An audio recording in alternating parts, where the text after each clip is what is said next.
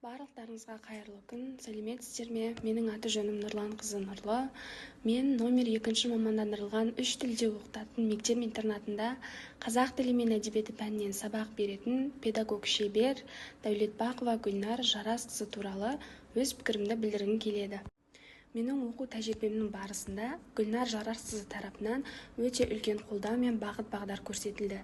Жетекшім өз ісінің шебері ретінде менің теориялық білімімді жетілдіре түсіп, және де оны практика жүзінде қолдануға көптеген мүмкіндігін берді. Практика барысында жетекшімнен үйренгенім өте көп болды. Оның ішінде кәсіби этика, ұқыптылық, жауапкершілік, сонымен қатар командамен жұмыс істеу сынды дағдыларды меңгердім.